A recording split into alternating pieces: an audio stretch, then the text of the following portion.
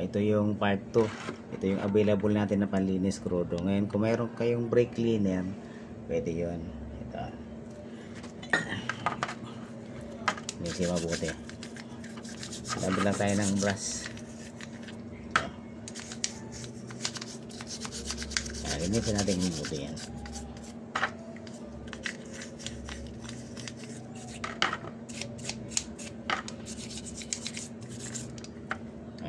Ito yung pag punit na siya, ito yung rubber seal nya. Ito, grommet tawag yan sa caliper. Linisin nyo rin yan. Crudo ang medyo maganda kasi hindi nakakasira ng rubber. Pag gasolina kasi medyo matapang, lulubo yung ano. Ito hindi. Yan. Linisin nyo na. Ito yung procedure natin ha, pag naglilinis tayo ng caliper. Kasi sayang yung original na nisin niya, no? Super mahal yan. Kaya hanggat maaari. Kasi ito may nabibili naman siyang repair kit. Yung mga original repair kit ang palit niyo palagi. Ito pag sira na, palitan nyo na. Ito ang ginagawa dito sa ano.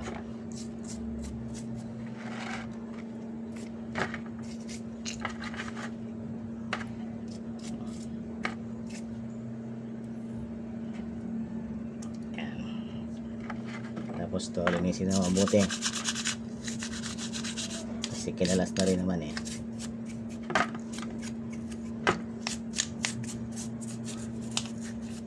Ito pag repair, pag ano, maintenance ng caliper. Yung unang procedure natin pagkalas, tandaan ninyo ha, kasi para hindi na ano, hindi na siya gamitan ng iba. Kasi sa mga motorcycle siya ginagamitan ng vice grip, nagagasgas yung piston. Yan. Linisin nyo na mabuti. Diba? Ikinis yan. Sayang kasi pag magpapalit ka nito, napakamahal ito. Nag-range to ng 4,000 yung original, kasi original Japan pa kasi ito. May repair kit siya. Kuha tayo na ano.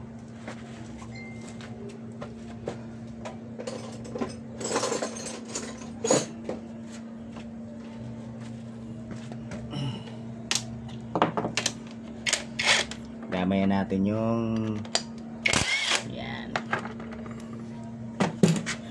Check nyo na rin kung barado to. Ayan o, yung bleeder may butas siya, no? Linisin mabuti. Ayan, pacheck mabuti.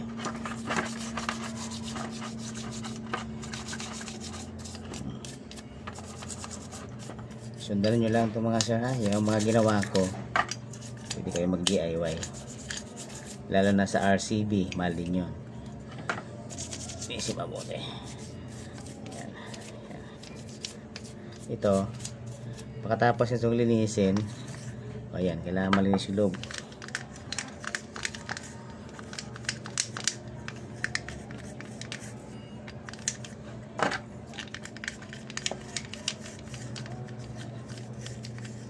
Brush lang pwede.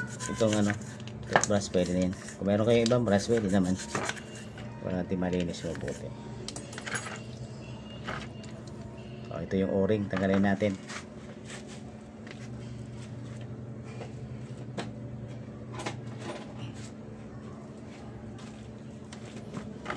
Ito yung o-ring nya, check nyo. Ayan o, medyo magaspang na siya o. Yan o, yan. Ayan, kasi maga na siya, pasinin nyo na maga na. Yan.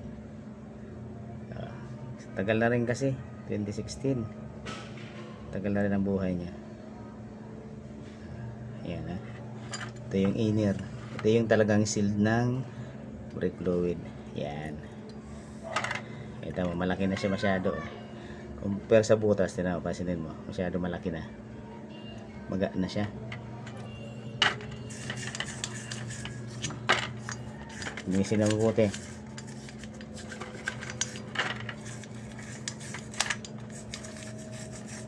Para pag binalik yung bago, ito iwasan lang magasgasan yan. Ito yung sunti kasi yung dumi.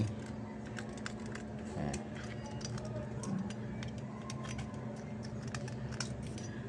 Yan.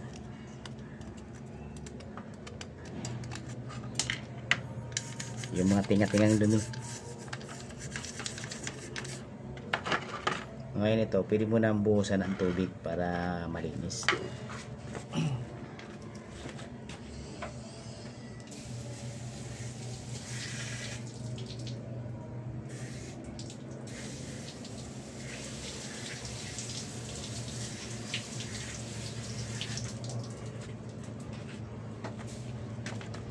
Ayan, tinira ko na ng tubig. Malinis na, di ba? Makinis na.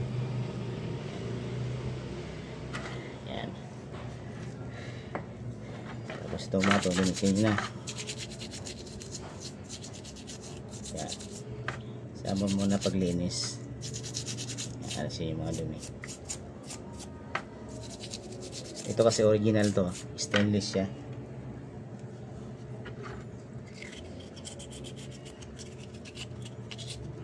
Hindi kinakalawang to, basta-basta lang. May kalawang pero hindi yan ano.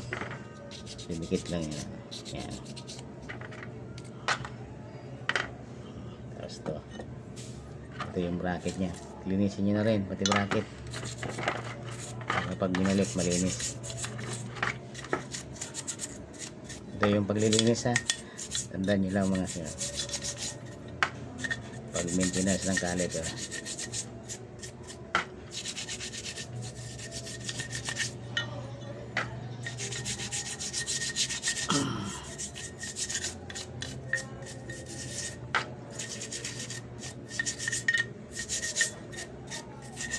Nilinis yan, no? Ayos, diba?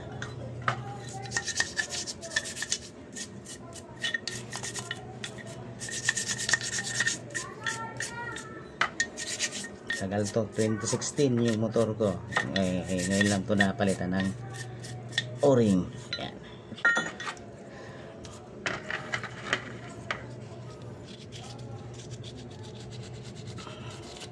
Ito mga sir, kung kalilimutan na stopper to ng ano, stopper sa brake pad yung dulo niya. Pag wala ito kasi, ito papaliwanag ko sa inyo. Pag nawala ito, ano naman, kaya lang magagasgasan niya to. Yan. Kakaroon ng gasgas. Ngayon yung brake pad mo hindi siya uurong kasi kakaroon na ng lubak. Kaya importante itong yung stopper na stainless na to. Yan ang napaka-importante. Ito na yung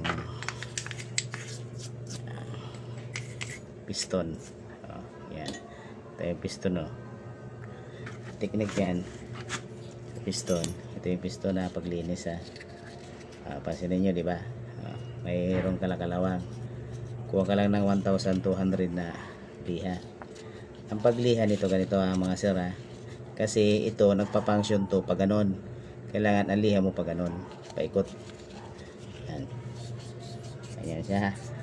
Ganyan pagliha.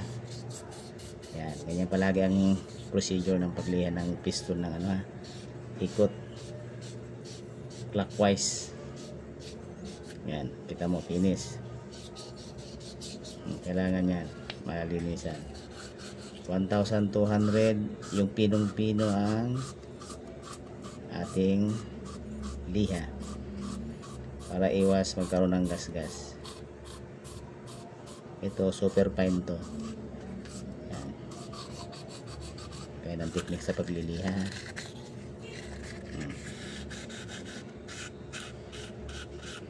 Yan. Papalitan ko ito ng O-ring kasi magana. Naninikit ng preno, maano siya.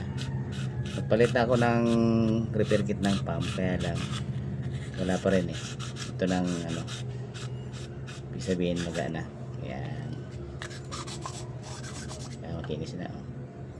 Kintab na. Ayan, nakita mo may kunting ano siya kasi sa tagal nito expose siya sa ano, dumi. Ayan, oh. Pero okay pa yan. Lihahin lang ng ano, no. Liha. Tandaan nyo pag repair ng caliper, mga sir, ha. Ayan. tutorial yan para at least pwede na kayo mag-DIY. Ganyan ang paikot ha. Ikot. Ikot. Yan. Okay. Diba? Kinis. Kinis na. Nawala na yung kalawang. Yan. 1,200 yung pinong-pinong liha. At maaari.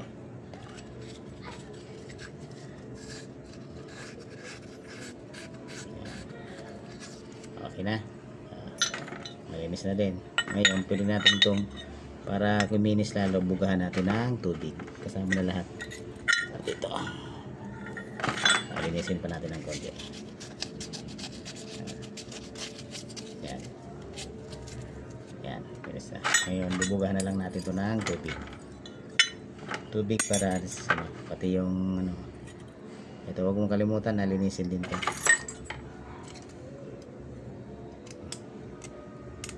Ito yung bleeder niya. Pwede nyo lihahin itong dulo na huwag lang masira yung leader. Yan, wala nang buot, walang malinis siya. Okay? Ngayon, buwan ko po ng tubig. Steady lang tayo. Ha? Okay na. Ready for ano na yan.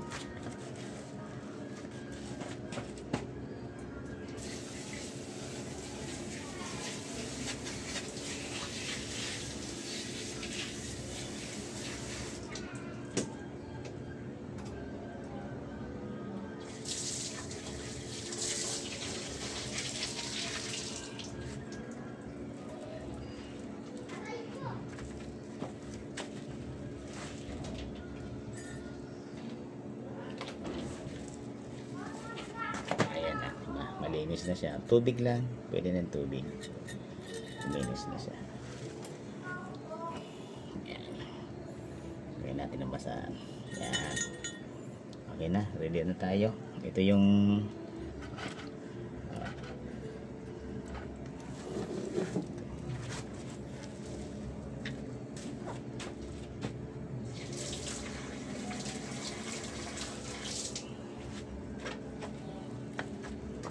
ito yung lumang o-ring pasilin nyo, lumang o-ring nya maga yan lumang o-ring. Okay, may part 3 tayo mga sir para at least masundan nyo na mabuti.